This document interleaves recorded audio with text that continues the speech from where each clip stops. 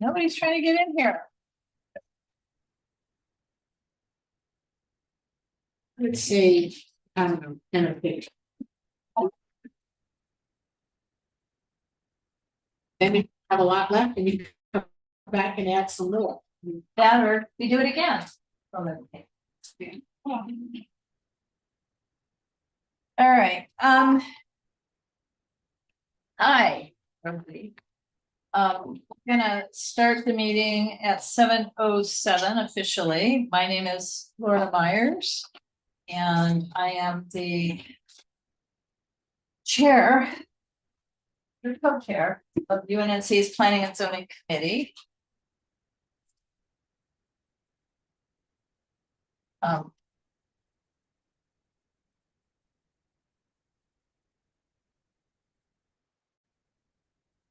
I'm sharing the agenda for our meeting.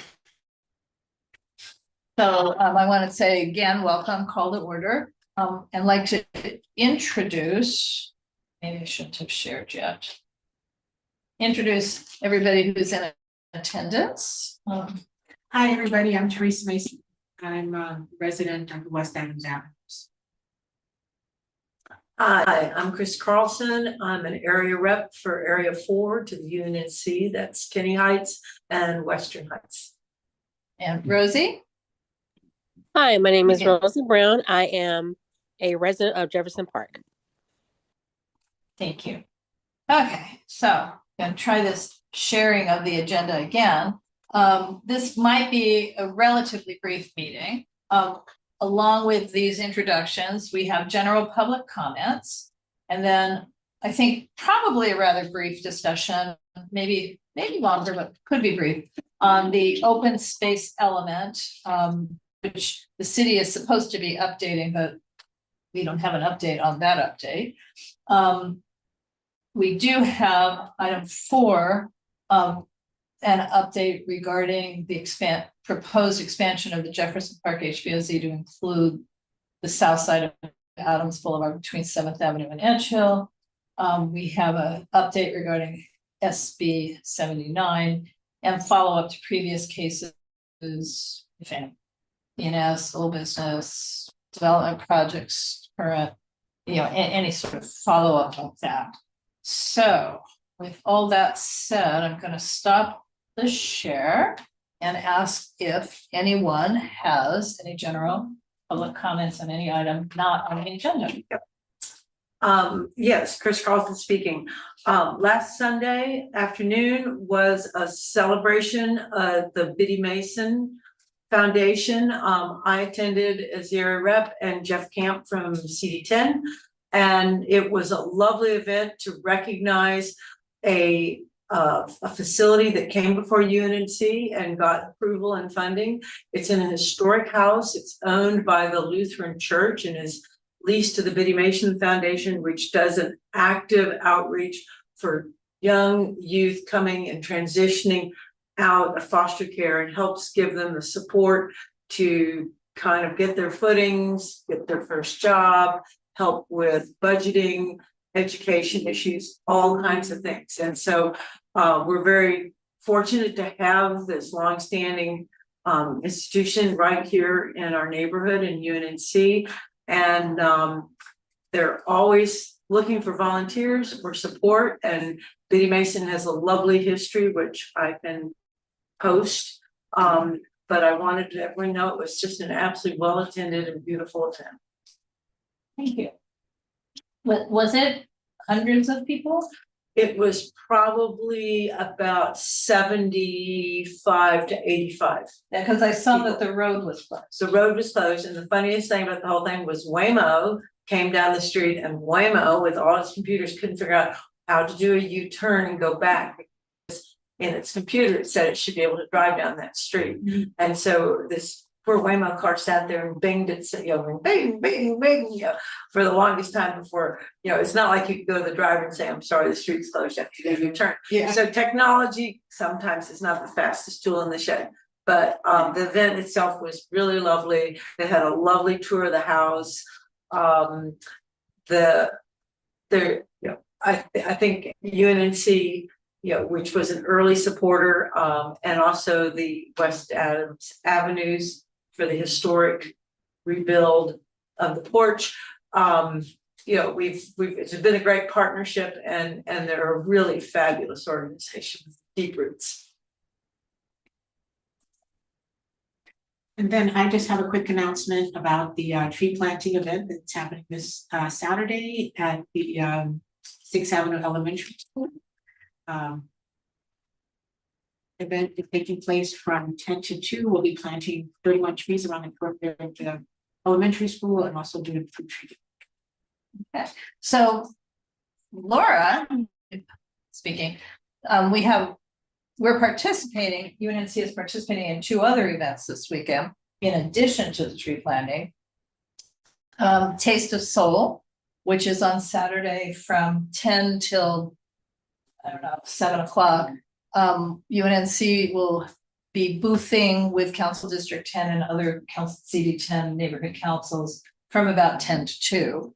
And then on Sunday starting tomorrow through Sunday is the Los Angeles Korean Festival, and UNNC will be boothing there on Sunday from 11 to 2. So here's that. Okay, moving on. So the next agenda item, a moment, because I wanted to open this up. The state of California voted to require that all municipalities in the whole state update their open space plans by January of 2026. So I'm trying to open 2 documents here, and then I'll share them one at a time. So the bill says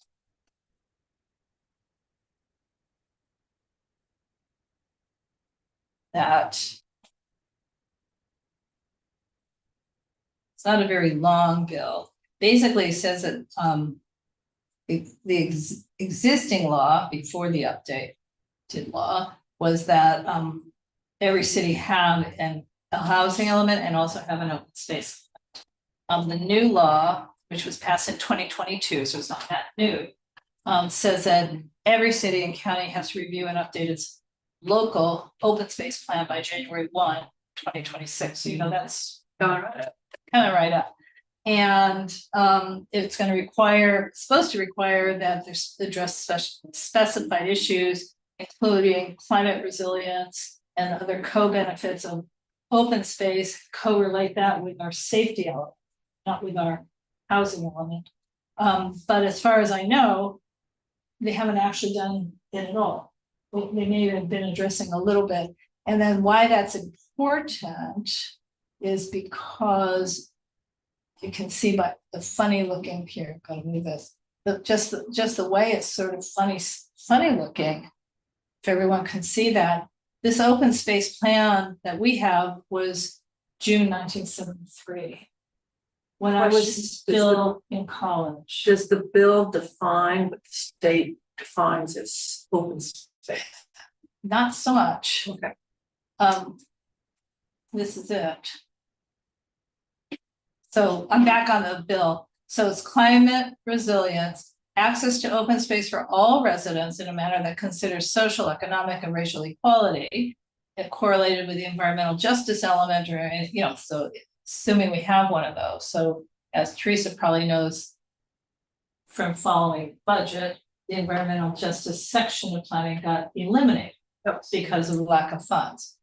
So that would be number 1. Number 2 is climate resilience. Number 3 is rewilding opportunities correlated with the land use element, which would include opportunities to preserve, enhance, expand an integrated network of open space to support beneficial uses such as habitat creation, natural resources, historic tribal resources, water management, aesthetics. I mean, we've had little bits, pieces of this all along. And establishing a natural communities conservation plan to provide for a coordinated mitigation of the impacts of new development. Well, no, but we've got the opposite of that going on right now with all of the waivers of open space and waivers of setbacks and things like that. And the city won't be paid to do it. There's no reimbursement required. Probably if they'd started doing this in 2022, it wouldn't have been necessary. And the legislature finds and declares that the preservation of open space is a matter of statewide concern. And it's not just a municipal affair, so that's why it applies to everyone. So that's what it says. And I didn't really read through the full open space plan, which is an element in our, here, I'm trying to move. How do I move this out of the way? I didn't read through it very much because it is so darn old that it's almost not relevant that this is, I mean, it's relevant because this is the thing that needs to be updated. But I don't necessarily think that it's, you know, it's got scenic corridors, it's got cultural historic sites. I mean, in other words, the problem is a lot of pieces of it have been added to other elements. So like scenic highways are now in mobility and transportation. And obviously cultural or historical sites are in the conservation element. So I just don't know how the city's addressing. I don't know that it's necessary that you address by doing this again, because this is kind of like our UNNC problem at the moment. We're trying to have a green master plan, but we've got 4 different committees that touches on. So how we, you know, so how are we gonna do that? So what I haven't seen is any sort of public hearing, public meeting, messaging Guidance. that says, how are they doing this to meet the state legislation? So Given everything else on the table, they may be pretty much caught with their pants down between the fire recovery and. well, I don't know. I mean, this original thing where it has a definition of what's open space, open lands. I mean, this could almost be a model subject to the word green for what we're doing, but that's not the point here. The point is, if the city is mandated to do this, why have we not heard anything? It's due in a few months. So It may have fallen in the cracks. right. But we could reach out to our councilwoman and ask what she knows about Right. shepherding this issue for the end. I did notice. Let's see. Oh, I don't really want to open a 500,000 megabyte thing. I did notice that there is a climate vulnerability study. And Rosie, can you still see this? Because I'm kind of moving back and forth on the computer rather than uploading individual documents. So can you see this thing where it would now say executive summary?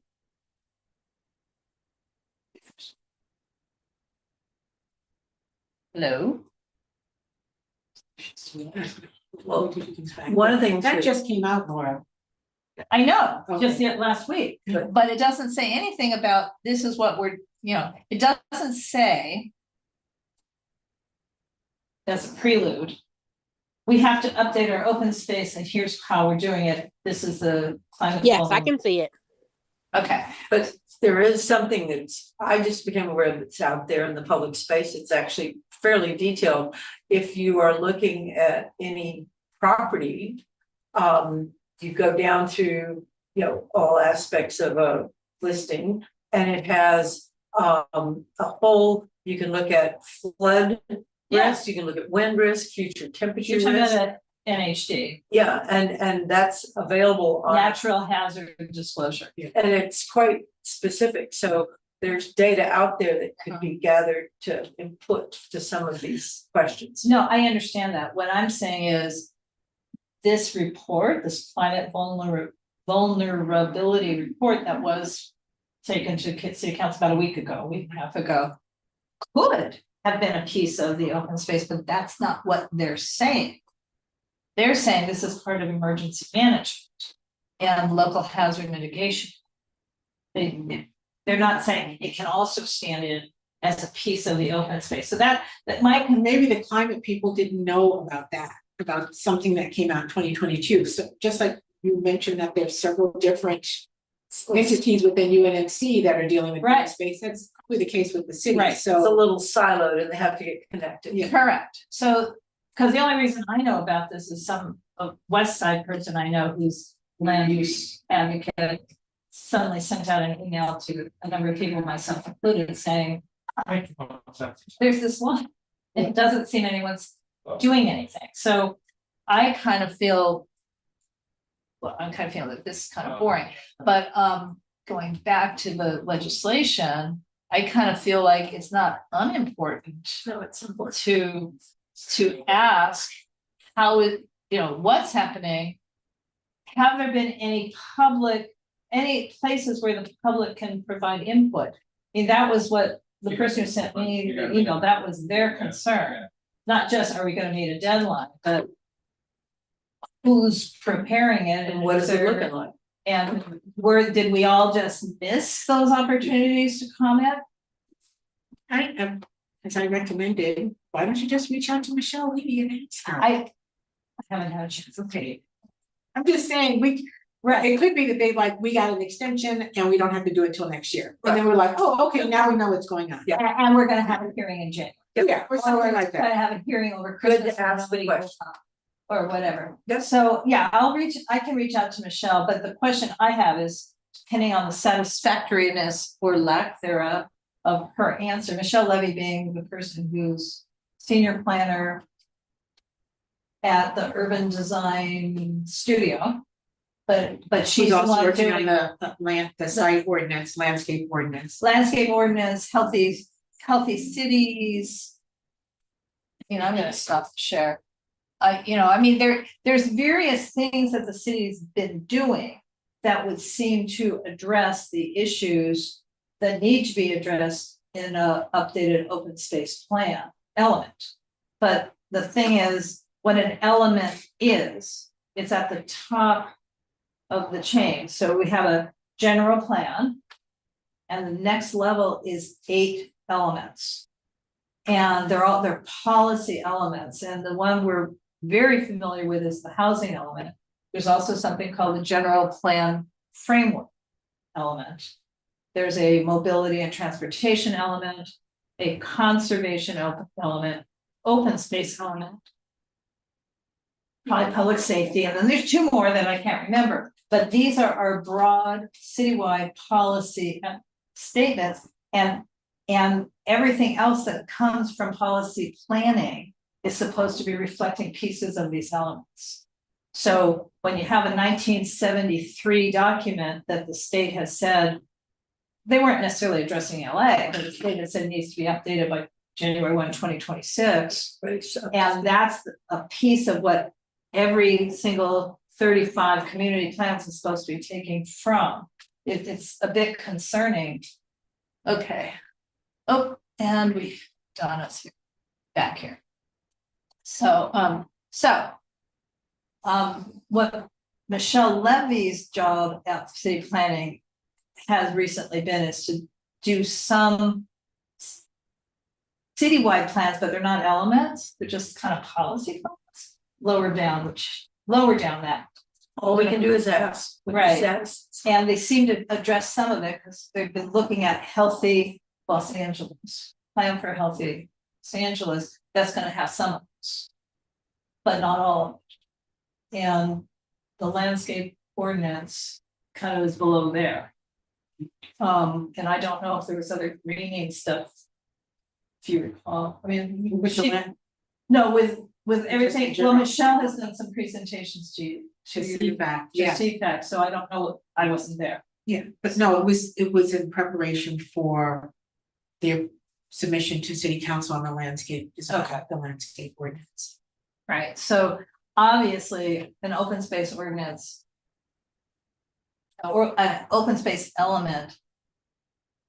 At this point needs to address wildfire safety, I mean, something probably even 5 years ago, we wanted to put front and center. But now we would need to be addressing new state laws that may or may not impose this 5-foot. Thing to every urban area, not just wildfire areas, so. It's just something that needs to be done, so I will check in with Michelle Depending on her answer, probably will draft a letter for UNNC board to approve at the next board meeting. To a request to planning and CD10 about, what's happening. Or please engage the citizenry in this effort. So, any other comments or questions? All right, already forgotten my hostess. Did you go to this one? I'm gonna share the No, it was agenda raining, but again. I did listen to it. It was improved on consent. And And they did acknowledge our, well, I saw in the file that Yeah. the UNNC letter was there, but the administrative person who manages the plum committee, she stated that there was CIS from United Nations okay, in support of this. all right, so we're talking about council file 092724-S1. And the reason it's 09 is because the original motion to create the Jefferson Park HPOZ was in the year 2009. So this is just a supplemental for that. And so when you say, so there were no comments, it was totally on consent? Yeah. Interesting. That's good. Yeah. So there were several other things too. We just wrapped them all up. We put them all together. Yeah, well, there were some public comments. Oh, there were a lot of public comments, but No, I'm saying written. There's a couple of yes, written in support of this. So I don't know what it means in terms of as we go forward. well, what it means, I I don't know if it helps. I don't know if it means that within a few months, because it's so few properties, the HPOZ could be amended, city council be approving this, but you need to have parcel by parcel pages, is it a contributor, is it a non-contributor, is it an alter contributor? I well, don't that's know. planning's responsibility. Once the council approves it, they have to tell them, and we need it done in 30 days or whatever, Yeah, you know. because I don't know if they'll slow walk it with saying, oh, We'll have find no out. money to do it. I mean, that's what I'm saying. I don't know, because it would seem to me it's such a short stretch of Adams that it would be easily, and it is completely surveyed in Survey LA. It would seem to me it'd be easy for someone to do. Well, Low hanging fruit. yeah, I think we just follow it and have the council, let's get it approved first. I don't know if it said in 30 days. Right, and if they say we have no money to hire a consultant, that's where we ask Ascend's Heritage to spend some of its money to hire whoever it is To get they it want to done. hire to get it. If that's something that can And I think happen. that's because it's very few properties it should. Yep. So, Yes. but I'm saying we need to push on this. Right. From what to what? It's from 7th Avenue to Edge Hill, so Edge Hill is like Yeah. 10th. It's 3 blocks. It's not much at all. It's Yeah. not much at all, and it's just the south side, and it's pre-survey, but survey is not quite what they do for, the survey for Survey LA is a little lesser than a survey for an HPOZ. It also surveys date from 2009 to 2011. So someone has to go back out and see if, say, windows have been changed, and then it's an altered contributor. Nothing's been demolished. Something's pending demolition, but nothing's been demolished. Rosie. Yeah, I have a question. So Jefferson Park HBO stops. I know where it is, like over on 30th and 31st, but where does it actually? It keep going all the way up that hill? Yeah, Usually. it does. It does. So where it is now, the boundary, it goes up the hill as 7th Avenue. So in other words, 7th Avenue western boundary currently of the HPOZ. And the eastern boundary at that point is Western Avenue. So the eastern boundary is western. But this motion is to expand just on Adams, just on the south side of Adams. Though remember, those lots are 500 feet deep though. So on Adams between 7th Avenue and Edge Hill. because they were quite a few are actually designated historic, and they otherwise were part of an identified district anyway in Survey LA. So below the hill, there would not be an expansion. It's just the top of the hill, the Adams facing, the Street of Dream. The old, Yeah. yep. I think a lot of people don't realize that is actually Jefferson Park. Well, I'm not Some people sure will and some people will not. Well, I wouldn't call it Jefferson Park either. Why not? Because specifically, if you can envision what the place looked like 125 years ago, Jefferson Park was a dairy, it was farms. And the top of the hill was developed with these mansions, not just these, but more mansions. And this was a top of a river bluff, because originally Jefferson Park was the river bed of the Los Angeles River, because it went in a different direction. It went from downtown, it went westerly, the actual Los Angeles River, and it connected to Bayona Creek. So that is why when we had that earthquake, that's why there was so much damage in Jefferson Park. It's a sandy river bottom. And this top of Adams, it's up on a bluff overlooking it. And the bluff is about 120 feet deep, and then another 400 down. So when you go up and down Arlington, that's why it's so steep, because you're going down into the riverbed, actually. So it's a completely different pattern of development. So I don't have a problem with it being called Jefferson Park HPOZ, but Jefferson Park, the bungalows that you're familiar with, simply didn't exist. It was just farmland, but until around 1904 or 5. And these mansions were, some of them, like where the school is on the corner of Adams and Arlington, that was built in 1880 something. It's gone, just the stone wall. So it's just, why? So why not why not that portion be called like West Adams HPLZ? It's not contiguous. The motion was to expand the existing contiguous HPOZ, i.e. Jefferson Park, touching. I don't know if you're asking, why didn't she do a motion to expand the West Adams Terrace HPOZ? Because Heather Hutt didn't do that. She did Jefferson Back Park. in the day, there was an effort to include both sides, but Sure. part in and we were, it was like the city said no. Right. But this is an opportunity to get protection, Right. so let's take it. Right, and the rest of Adams on the south side is in the Jefferson Park HPOZ, from Western to 7th. That's a long stretch. So, yeah, would I have preferred both sides of Adams in the West Adams Terrace HPOZ? Yeah. Absolutely.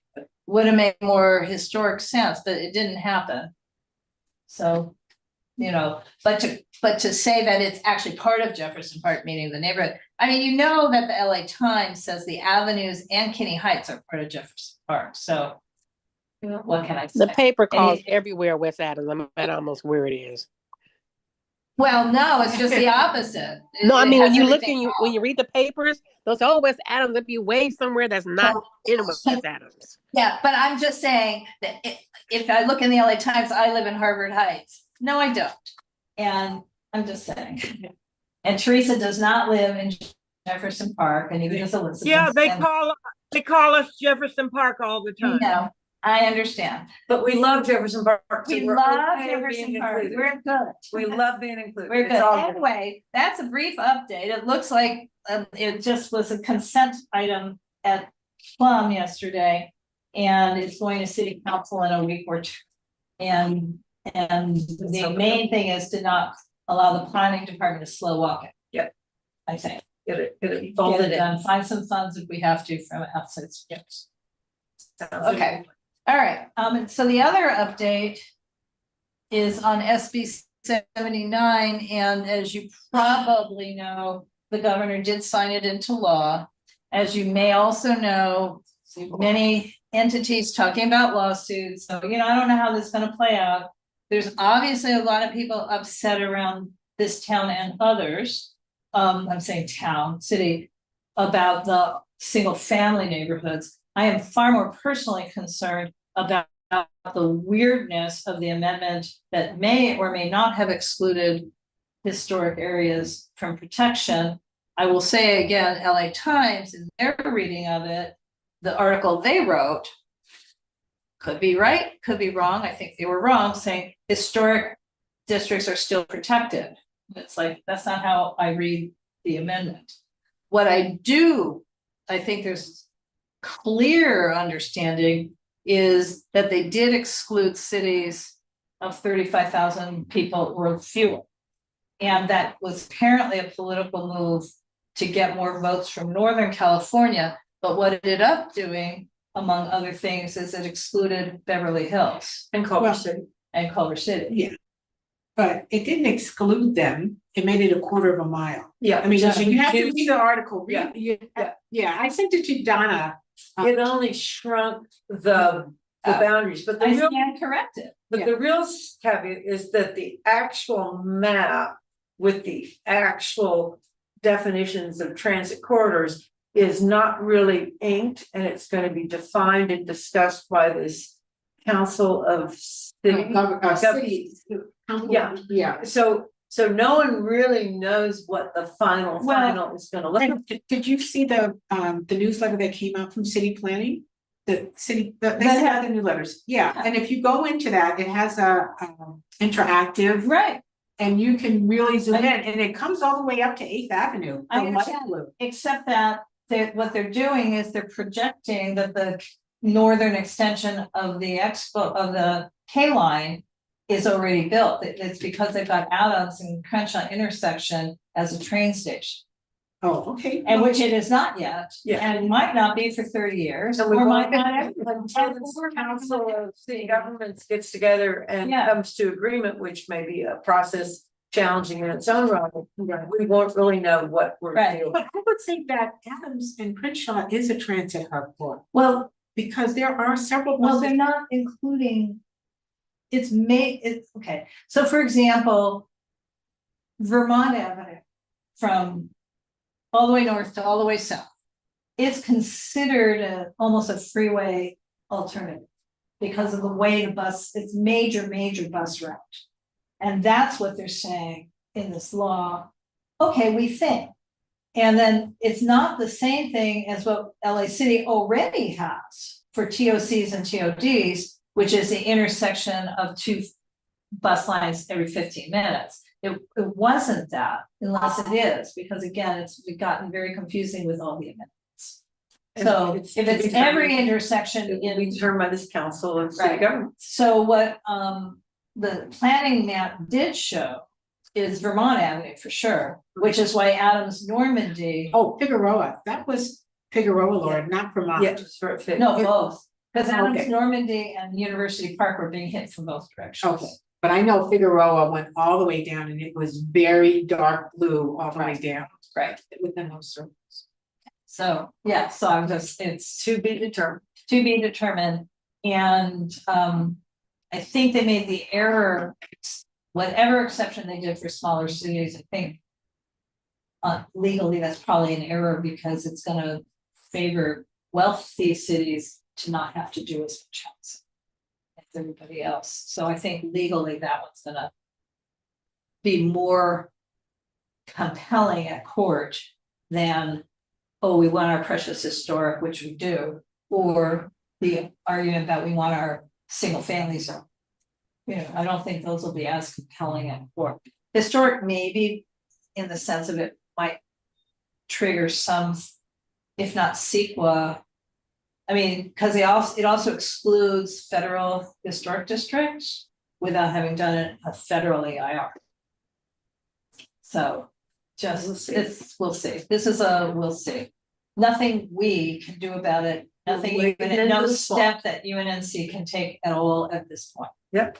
And so it should be, this probably is the last time we have an update. Until the council of cities meet. Have to Well- spit out a map that we all have to look at and live with. whatever, unless the city also city of LA also has an option to very quickly prepare its own plan that, there is an option for cities to do that, and the only way city of LA could move that quickly is to basically make an argument that, wait a minute, we already have done it. Yeah. But they haven't already done it throughout the city. They've only already done it in those areas that have updated community plans. So like they've done it for us. We already have, by and large, TODs in the TOC concentric circles that would pretty much already match what this new law is, because our plan was updated and it includes that. But there's 35 community plans, and as far as I know, 2/3 of them are not yet updated. At least half. Well, we'll see. So, anyway, okay. The only other thing on the agenda is any follow-up to previous cases, ENS, old business, any status updates regarding development projects within the UNNC footprint. So I have a few things. On the commercial building proposed on Jefferson, city planning opted, as you may know, the Jefferson Park HPOZ did not have a quorum 2 meetings in a row. So the HPOZ was not able to deal with this project. And that was 45 days before the actual deadline for city planning to act. But the city planning department decided not to conduct its own public hearing. For I don't know why, because the procedure in the past in other HPOZs is if they can't achieve quorum, the planning department itself conducts a public hearing that would have required 24-day notice, but they had time to do it. And they just take testimony as the HPOZ board would have done. And then they present the staff instead of the board presents its opinion to whoever's going to write a final determination. So they decided not to. They have to issue a determination by the end of this month, more or less the 30th of October. So I'm going to guess there's going to be somebody in Jefferson Park who appeals just on principle alone. The fact that there was hearing. So whatever. But that's the update. Yes, Rosie. Which commercial building are we speaking of? There's a couple. At 20, well, it's an empty lot. 2037 Jefferson. It's just west of the Cafe 5, where Oh yeah. buildings burned down. Yes, that one. Yes. Mm-hmm. Right, and the empty lot is miserable. In other words, the couple of problems that we've noted here, but rather unofficially, right? Because it was to go to the HPOZ, which never had its public hearing. Because it's an infill project that requires a public hearing that they didn't have. One of them was just the freaking mess that the current owners are keeping that lot in. Meaning the fence is wide open, there's trash. There's a homeless person living in there too. Yeah. Right. When I saw it, the weeds were taller than me, and then another time they weren't, but they come, they go, weeds come and go, but the trash is awful. It's just a mess. We noticed as well that the back 1/3 of the site plan was just nothing. It didn't show anything. Didn't show parking, didn't show building, said it was not a part, and it was like, well, what's going to be there? But it's a commercial building, so we don't, it's just enough. But and you're not supposed to phase things in. And then the third thing, this is technical, but the buildings that burned down and were demolished were historic contributors to the HPOZ.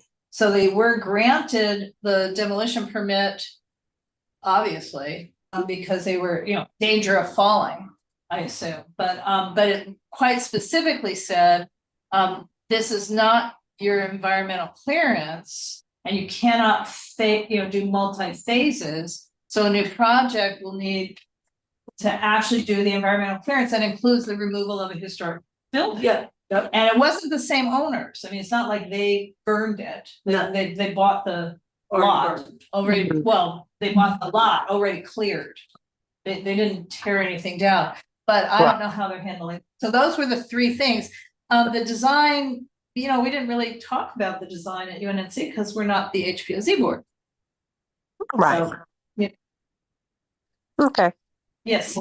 Is this the 6-story most, no, this is different. No, this is a 2-story commercial building that likely is gonna be the office building for the developer themselves. I think they're moving.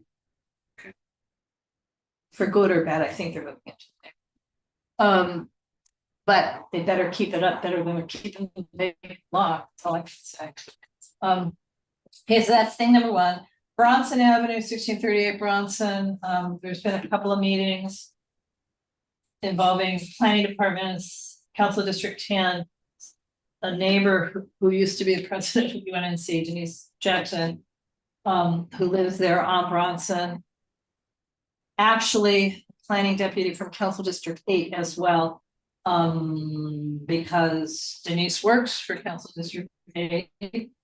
But more importantly, because, you know, this is kind of a bigger issue, because what they're applying for, the state law that they're applying under to build this exceptionally large building, they're not, the actual project doesn't appear to be eligible for it. So there's been some meetings, I don't know where we are, the case was put on hold because the application itself was completely incomplete.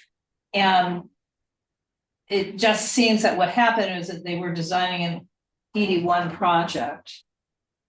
And they're not eligible for that. ED1 is the mayor's executive directive, but because they're evicting tenants and tearing down existing RSO, they aren't eligible, but it looks like they're just looking for a law that would allow them to build the same building that they were gonna build as the ED1. Yeah. So so they didn't really complete the application. Okay, so and anybody else have any updates? No, has there been any more community complaints about the museum on Jefferson? Oh, I have an update. No, but they will have a hearing in November. Oh, okay. And that was at a zoning hearing? Yeah. No, this is the Hidden History Museum. It's right next to the park on that third. And they're not really a museum. They're more of an art gallery, but they want to serve alcohol and have events. And the hearing will be. And they have been doing that with live music until 2 o'clock. Well, we don't know if they've been serving alcohol. No, but. Well, we don't, no. But there's been loud music till 2 o'clock in the morning, Right. yes. Although weirdly enough, the neighbors who told us there was loud music also said, but it's good music. Well, Okay. I still don't want to hear it at 2 o'clock in the morning. No, I'm just saying, oddly enough, we had this sort of other input. And So when the hearing is a zoning hearing for Correct. approval of the CUP. it's it would be a zoning administrator hearing. And he or she will take testimony. And Will only people within 300, will we get notification? well, UNNC will get notification. I've already received an email saying Okay. it's gonna be in November, but I don't have the final hearing notice. It's also online. But only people within certain radius will get paper notice. Okay. But, and there'll be also a hearing notice posted on the building. So, yeah, that's kind of typical. So that hearing notice is probably already on the building. Best guess. Though I haven't received an actual. And the other building that's nearing completion is on Washington. Well, there's several nearing completion, but the one on Washington and Norton has been, you may have noticed, painted teal green. Deep side. So it doesn't, well, because it wasn't supposed to be paint, it was supposed to be brick. Like brick facade. Oh, really? Yeah, so what it was approved with brick well, I mean, not thick brick. Yeah, but sort of like brick on Washington. It specifically was to evoke the Washington Boulevard commercial style of buildings. Streetcar. Yes, and stated in words, and that was what was approved. And I think nobody would have really remembered or noticed if they had painted it that same color.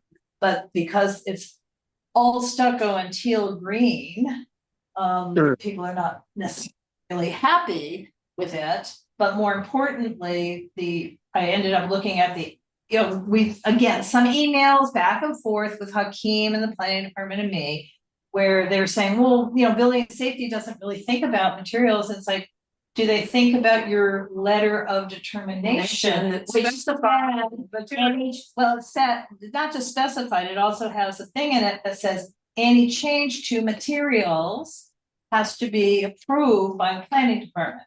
Okay. So we're stuck in there. That's where we're stuck, because clearly they're not gonna put brick up there now. I mean, it's done. Unless they're required to. I don't know how you stick it on top of stucco, just.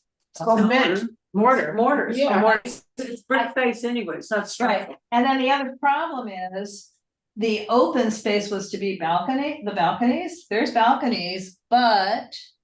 The balconies now have the tankless water heaters on them.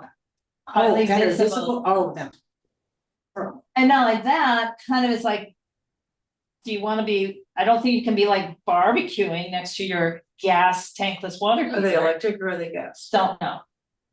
But I don't think They you want, should be well, they visible, would that's- still have ignition, I mean, you still wouldn't be using your little balcony with a barbecue next to something that is ignited one way or the other. Whether it's electric or gas, but the point is, shouldn't be in the open space. If it's gas, it's worse, but it's also if you drive by, you'll see, on some of the balconies.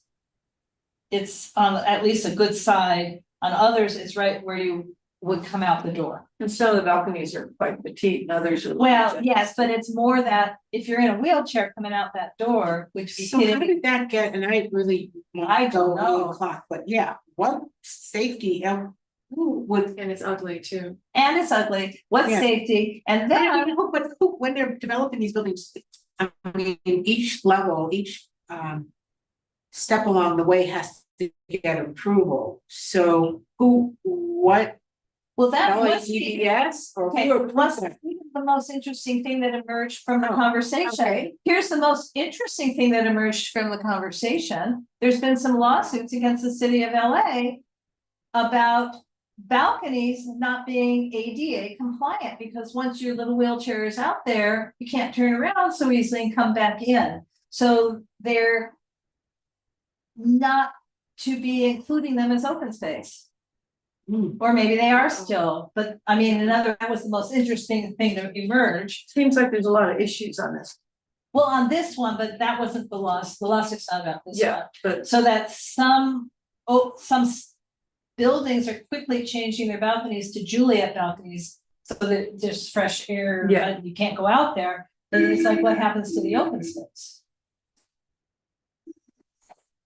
So the in lieu open space, where they say the private balconies are the open space. So, anyway, so just interesting stuff going on. Right. So the thing we had a subject earlier about the open space plan, or no, something about something. Yeah, the open space element. Well, we said the wording was, we'll wait and see, we'll wait and see.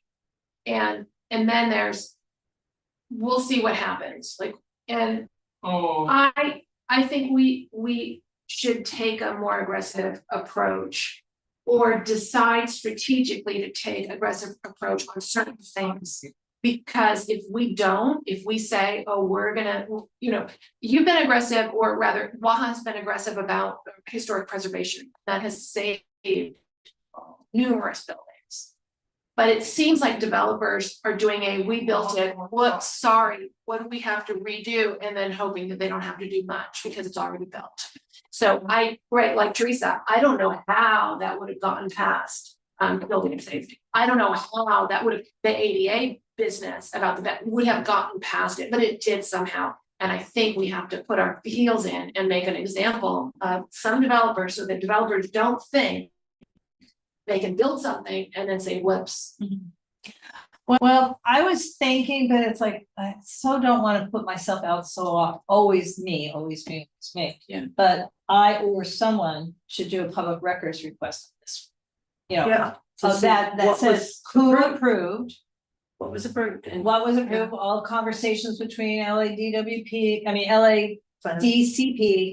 God, and planning and building and safety and the developer, was there ever any conversation about material change?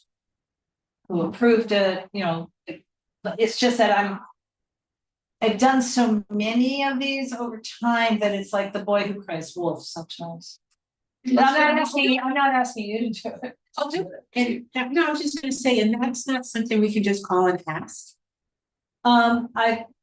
I did put an email and I got half an answer and then I've been ghosted. Okay. by So, plan or by but city hut? Okay. Oh, no. Or by building and safety. I Okay. haven't asked Bill if he needs. But they cannot not answer a public records Yeah, request. yeah. They have to answer within either 10 days or 30 days. Yep. If it's too much research, they get 30 days. And have they received their certificate of occupancy? Oh, no. No. Okay. The reason I know it's spray on paint, because it isn't always a spray on paint. Sometimes stucco comes embedded with color. Yeah, it's, But you can see the spray marks on the lower level, Yeah. it's not done yet. And we don't think that's like a primer for an adhesive that's gonna. No, I don't. No, I don't know. I'm seeing that. I'm like, that should be in Miami. Yeah, but they would have needed some paint. Yeah, right. It's just such an odd color choice So dominant. and dominant and like, whoa, and it's the only big tall building. oh, it'll have friends, give it time. Yeah, but it's school next door, so I know. it's not gonna have near. Not Not near near a little future bit further. It's not. Yeah, I understand, but I'm just saying, okay, so those are my, So I think that would be a really interesting, thing to find out. Let's see. Just how it rolled. Those All right. approvals got through. Walk me through it, I'll do it. yeah, I mean, it's really easy to do, it's just, you have to be like, a public records request, this is, journalists do.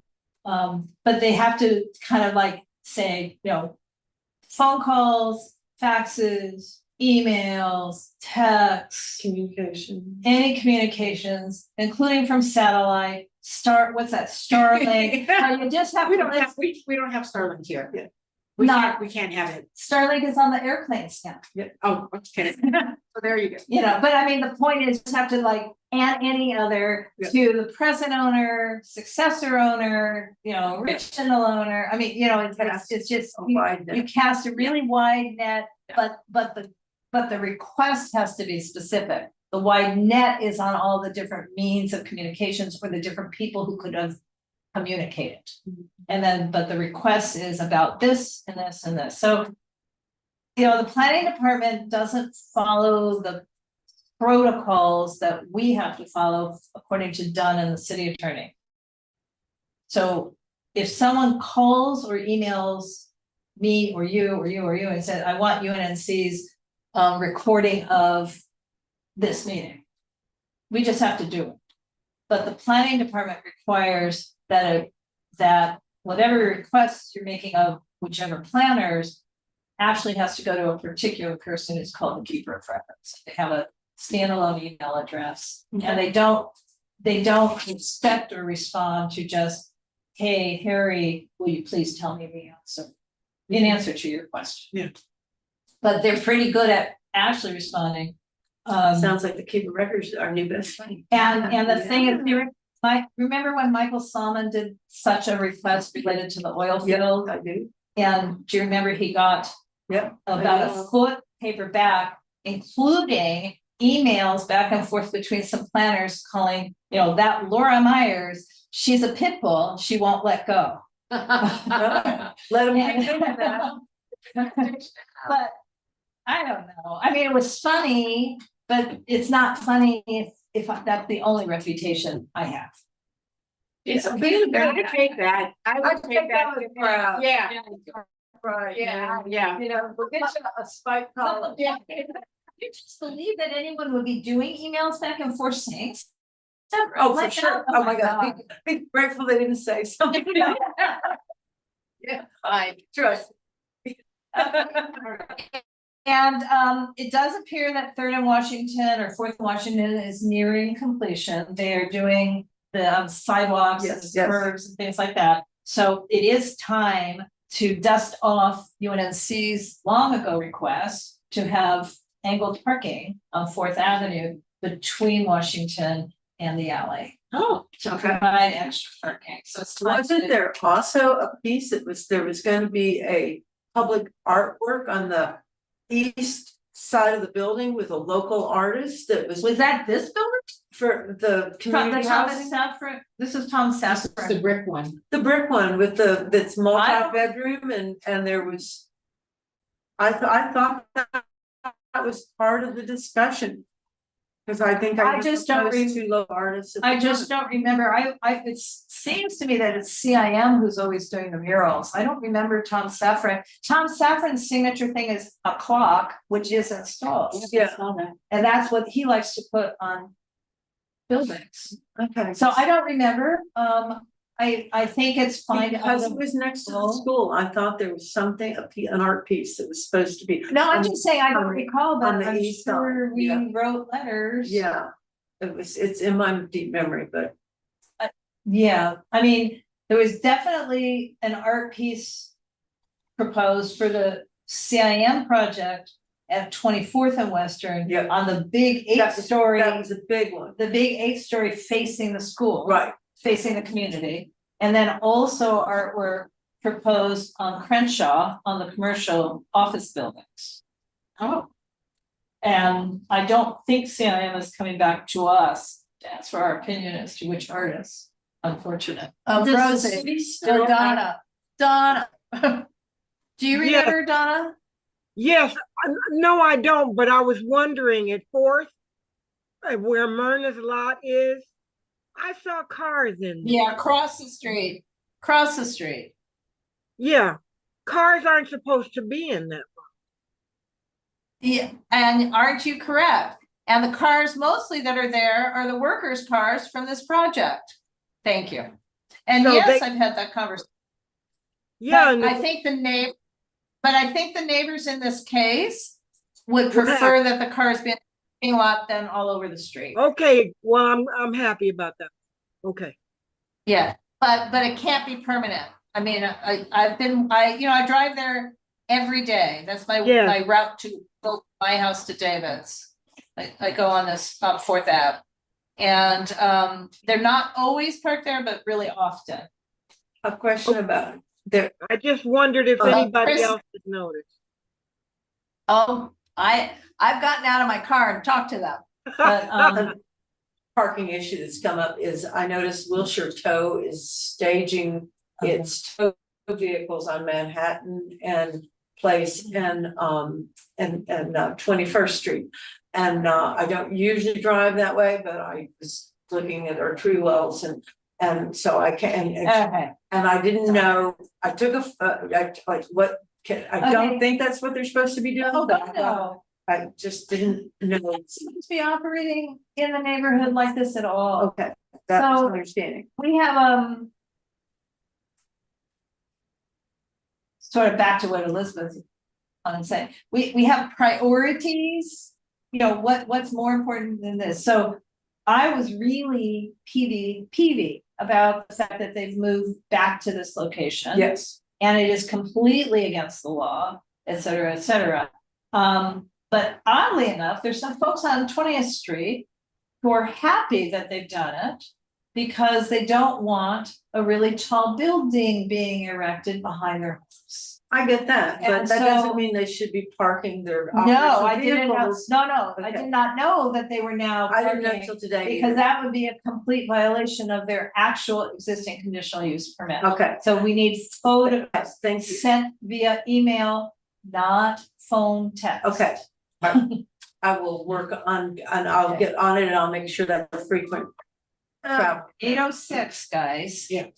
And I'm getting a call probably till 21st. It's by West. Okay, so if there's nothing else, I'm going to adjourn the meeting. Travel.